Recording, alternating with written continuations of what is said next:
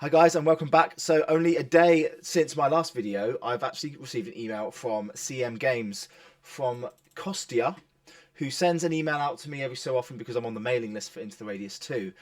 So just in case anyone here, excuse me, just in case anyone out here hasn't got subscribed to the mailing list for Into the Radius 2 and you're not up to date with the news, I figured I would be here to talk to you about the email that I've just got. And it's pretty exciting because it says 0.14 is live.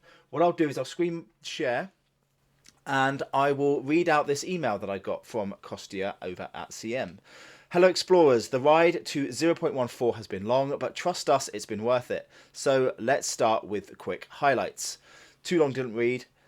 PCVR 0.14 is live. MetaQuest, unfortunately, not live yet. Finishing up should be out late November. I think we already kind of knew that. I'll be honest, I was expecting all of it to be out late November, but it is the 6th of November and PC users already have access to the full 0.14 release, which is pretty cool. There are 5 new guns, modular weapons, mag palming, 3 new points of interest, or POIs, new enemy, more altered items to find, enemy AI updates, advanced artifact detector, new mission type, and performance improvements. Okay, so let's start with the modular weapons. Now, this we kind of have known about for a little while, the modular weapons. Most of the in-game catalogue of guns, except pistols, now works with the modular system we are introducing with this update. Each gun has a frame and attachable parts, totaling 156 parts and 30 gun frames. That's a lot more than I thought it was, so I'm impressed there. So you use bench vices on the base and hideouts to tinker with the parts. Yeah, some of the hideouts, some of the safe houses, they have a vice that you can use as well. You buy parts through the UNPSC store or find them out in the radius. Some are shop only, some are radius sourced. Guns that work with the new system, the AK-74, the AKM, AKS-74U, the IZH shotgun, the Saiga shotgun, M4, PP-19 Bison, the G36, and the refreshed PP-91 Kedur. I don't know if I pronounced that right. Continue to use the old system are pistols and certain legacy weapons. So it says here PM, GSH, Beretta M9, Glock, Fort 17, so they're the pistols, but also the SKS, the AS Val, VSS Vinturez, always pronounce that wrong, and the Groza. So those will continue to use the old system. You can even experiment by trying parts from different weapons in similar attachment slots. And I think I did that with my guide on attachments. For example, the AK-74 and the AKM, I think it was those two that the dust covers can be, interchanged between the two. But it is pretty cool. It's a good system. And it means that if you want to, you can have a build where, or have a save, a challenge run where you only use bits, only use guns and gun parts that you find out in the radius, which is pretty cool. So the new guns are the Mosin, which I still haven't tried. And it was my favourite gun in the first Into the Radius. It's mind-boggling that I haven't tried that yet. The Benelli, again, I've not tried, but that's a lot newer. Is it a lot new? No, it came out at the same time. So those two are the new. PP-19 Vitiaz, I don't think that's new. The MP9 I have tried, and it's fun, but you need to bring like a jillion rounds with you because it just absolutely rinses ammo. And the SR25, which I have used, and it's probably my favourite gun in the game. It's bloody good. Mag palming, I've got used to mag palming, although I haven't actually used it with shotgun shells yet, but I have started getting quite quick with using it for pistols and for ARs, for example. So you can now hold 2 magazines in one hand. And people who are on PC, you've been used to this for a little while. So you grab your new mag, then you eject your old mag, and you use the trigger to kind of switch mags. And it means you don't have to put your old mag in a holster first. It does streamline it. I've probably described that terribly, but it makes it very, very quick to reload now. New points of interest and updates to interiors and terrain. So this is the church, which you can actually see basically the second you enter the forest.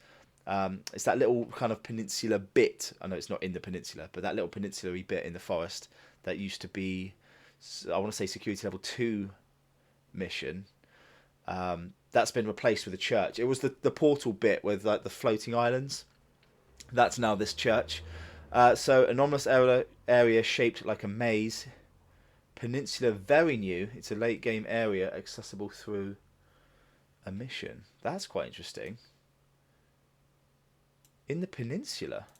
And it's a late game mission. I'll have to check that out. So church in the forest, kind of new. Yeah, but I think if anyone's played the beta has seen that, I think.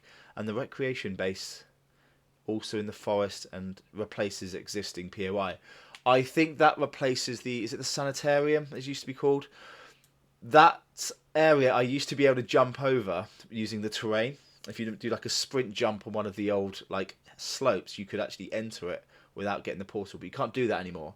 So I haven't actually checked out the recreation base, but that's pretty cool. Enemies.